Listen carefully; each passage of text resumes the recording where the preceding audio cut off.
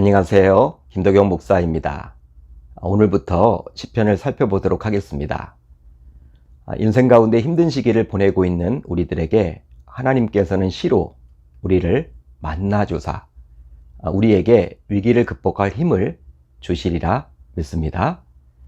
자, 오늘 우리가 나눌 말씀은 시편 63편 1절로 4절, 시편 63편 1절로 4절입니다. 제가 읽겠습니다. 하나님이여, 주는 나의 하나님이시라. 내가 간절히 주를 찾되 물이 없어 마르고 황폐한 땅에서 내 영혼이 주를 갈망하며 내 육체가 주를 앙모하나이다. 내가 주의 권능과 영광을 보기 위하여 이와 같이 성소에서 주를 바라보았나이다. 주의 인자하심이 생명보다 나음으로 내 입술이 주를 찬양할 것이라. 이러므로 나의 평생에 주를 송축하며 주의 이름으로 말미암아 나의 손을 들리이다. 아멘. 하나님의 말씀입니다. 오늘은 이 말씀을 통해서 주를 갈망하며 이러한 제목으로 은혜를 나누겠습니다. 제가 좋아하는 찬양 가운데 하나님이시여 이란 찬양이 있습니다. 바로 다음과 같은 찬양인데요. 하나님이시여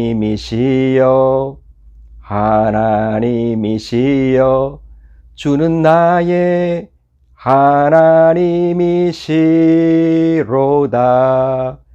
나의 몸과 마음 주를 갈망하며 이제 내가 주께 고백하는 말.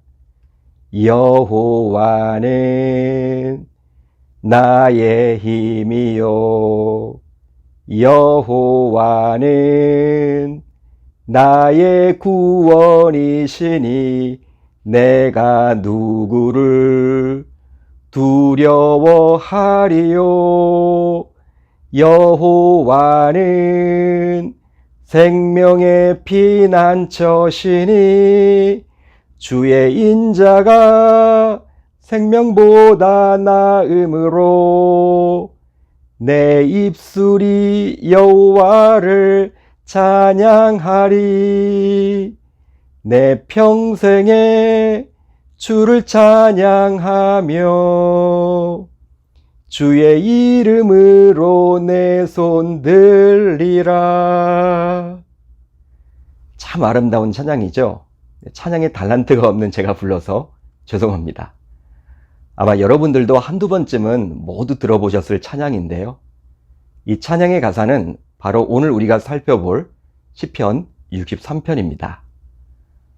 오늘 시편 63편에 표제가 있습니다. 바로 다윗의 시 유다 광야에 있을 때 이렇게 나와 있죠. 따라서 오늘 시편의 배경은 바로 다윗이 유다 광야에 있을 때였기에 다윗이 사울왕을 피해 광야에서 도피 생활을 해야만 했을 때, 혹은 다윗이 아들 압살롬의 반역을 피해 광야 생활을 해야만 했을 때라고 성경학자들은 추측을 합니다. 하지만 오늘 말씀 11절을 보시면 다윗은 자신을 가리켜서 왕이라고 표현하고 있죠. 따라서 다윗이 왕이었을 때 겪게 된 광야 생활이라고 본다면 다윗이 아들 압살롬의 반역으로 인해서 유다 광야에 잠시 머물던 상황이라고 볼 수도 있습니다. 그러기에 다윗의 입장에서는 너무나도 힘든 시기였다고 볼 수도 있겠죠. 즉, 사랑하는 아들인 압살롬에 의해서 왕자에서 쫓겨나 비참하게 도망쳐서 광야에 머물러야만 했기 때문입니다. 피가 섞이지 않은 남에게서 그런 어려움을 당했다면 정신을 차리고 다시금 왕위를 되찾으면 되겠죠. 하지만 자신의 친아들에 의해서 왕위를 빼앗기게 되었으니 당시 다윗의 입장에서는 너무나도 힘든 나라를 보내야만 했을 거예요. 이처럼 우리 인생에서도 종종 다윗처럼 광야 생활을 겪기도 합니다. 한마디로 감당하기 힘든 어려움을 만나기도 하죠. 그것이 건강의 문제이건 관계의 문제이건 재정의 문제이건 사역적인 문제이건 간에 여러 문제를 만납니다. 즉 인생을 살다 보면 그런 위기, 어려움이 닥치지 않으면 좋으련만 100이면 100 그런 위기와 어려움을 만나게끔 되어 있죠. 따라서 그런 위기 가운데 다윗이 어떻게 대처했는지를 살펴보므로 우리도 다윗처럼 살아간다면 하나님의 뜻 가운데 그런 위기를 극복하게 되리라 믿습니다. 믿습니다. 자, 이제 오늘 말씀 1절을 볼까요? 이렇게 기록이 되어 있죠. 하나님이여 주는 나의 하나님이시라. 내가 간절히 주를 쳤되 물이 없어 마르고 황폐한 땅에서 내 영혼이 주를 갈망하며 내 육체가 주를 앙모하나이다. 시인인 다윗은 하나님을 부르고 있습니다. 그런데 그 하나님을 바로 다윗은 나의 하나님이다. 나의 하나님이다. 이렇게 부르고 있죠. 이런 고백을 합니다. 여러분, 이것은 정말 중요한 신앙의 고백이라고 할 수 있는데요. 우리 모두 하나님을 믿는다라고 이야기를 하지만 그 하나님이 과연 나와 어떤 관계냐, 이것을 놓쳐서는 아니 되겠죠. 이것을 놓치고 신앙생활을 한다면 하나님을 믿는다고는 하지만 그 하나님이 나와 멀리 떨어져 있는 하나님이 되기에 나와는 아무 상관이 없는, 즉 나의 문제에 개입하지 않는 하나님이 될 뿐이겠죠. 그러기에 내가 믿는 하나님은 곧 나의 하나님이 되셔야 할 줄로 믿습니다. 믿습니다. 계속해서 다윗은 간절히 주를 찾는다라고 고백을 합니다. 그런데 물이 없는 황무지와 같은 광야에서 영혼과 육체 모두 주를 갈망하고 주를 앙모한다라고 말을 하죠. 자, 1절을 다시 보시면 주를 쳤되 주를 갈망하며 주를 앙모하나이다.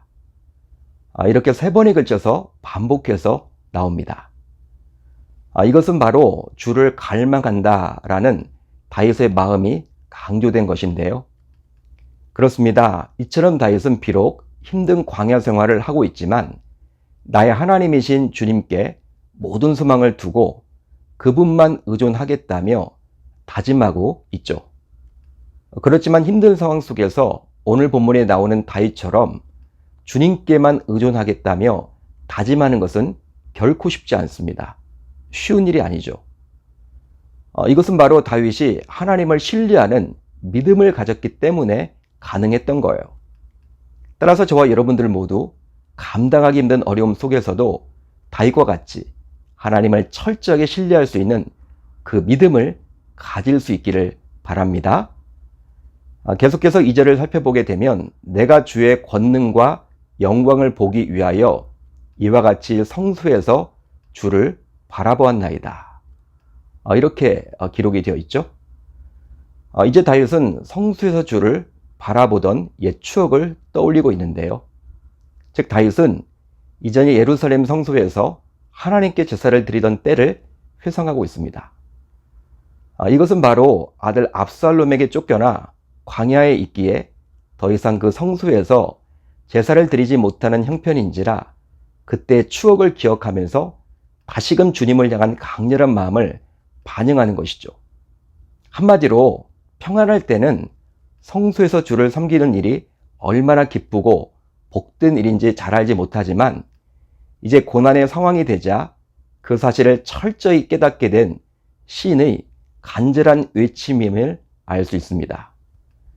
즉 성소에 나와서 예배를 드리고 싶어도 드릴 수 없는 상황에 처하게 되자 그 이전 성소에서 예배를 드렸던 때를 추억하며 하나님을 떠올려 보는 것이죠. 그 하나님을 바라보는 것이죠. 여러분, 당시 이런 다윗의 처한 상황이 코로나로 인해서 마음껏 성전에 나와서 예배를 드리지 못하는 우리의 처지와 별반 다르지 않다고 볼 수도 있습니다. 따라서 우리도 오늘 본문에 나오는 다윗처럼 이전에 교회에 나와서 하나님을 바라보았던, 즉 하나님으로부터 받았던 그 은혜를 기억하는 것이 몹시 중요하다고 볼 수도 있겠죠. 그렇게 될 때 언제 끝날지 모르는 코로나 상황이지만 하나님을 갈망하는 것을 잊지 않게 되리라 믿습니다. 믿습니다. 한마디로 예전에 교회에서 받았던 말씀에 대한 은혜, 찬양에 대한 은혜, 기도에 대한 은혜, 교제를 통해서 받게 되었던 그 은혜를 기억하는 것이 몹시 중요하겠죠. 자, 이제 3절로 4절을 볼까요?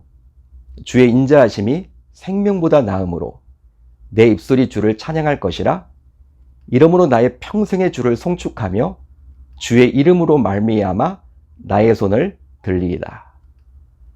이제 주님을 갈망하는 다윗은 주의 인자하심을 바라고 있습니다. 왜냐하면 그 인자하심이 없이는 살아도 산 것이 아니기 때문이죠. 바로 그 인자하심이 생명보다 더 가치 있다 할 수 있기 때문입니다. 그렇다면 이 구절에 나오는 인자하심, 이 인자하심은 과연 무엇일까요? 히브리 원어를 보게 되면 바로 헤세드라는 단어를 사용하는데요. 헤세드, 즉 은혜를 말합니다. 따라서 주님께서 은혜를 베풀어 다윗 자신을 구원해 주신다면 다윗은 평생토록 주님을 송축하며 그 이름을 높이겠다라고 작정하고 있는 것이죠. 그렇습니다. 아들 압살롬의 반역에 의해서 다윗은 어쩔 수 없이 광야 생활을 하고는 있지만 오늘 본문을 보게 되면 다윗은 대적인 압살롬에 대한 고발이나 원수의 멸망에 대한 기도, 기원보다는 오히려 하나님께 모든 것을 맡기며 그 하나님께 간절히 은혜를 구하고 있습니다. 이것은 바로 하나님을 갈망하는 믿음을 견지하고 있었기 때문이죠. 혹시 여러분들도 오늘 본문에 나온 다윗처럼 힘든 나날을 보내고 있다면 하나님만을 갈망하는 믿음을 가짐으로 그 힘든 것이 오게 되는 상황이나 사람을 원망하고 대적하지 않고 오로지 하나님께 모든 것을 맡길 수 있는, 즉 은혜를 구할 수 있어야 할 줄로 믿습니다. 자, 이제 우리 공동체가 함께 나눌 기도 제목인데요. 두 가지입니다. 첫 번째로는 아무리 힘든 상황 속에서도 오직 하나님만을 갈망하게 하소서. 다음으로 교회를 세우신 그리스도의 마음을 온전히 알고 그 마음에 순종하게 하소서. 오늘 하루도 말씀을 붙잡고 기도하는 가운데 주님의 세밀한 음성을 듣는 저와 여러분들이 다 되셨으면 좋겠습니다.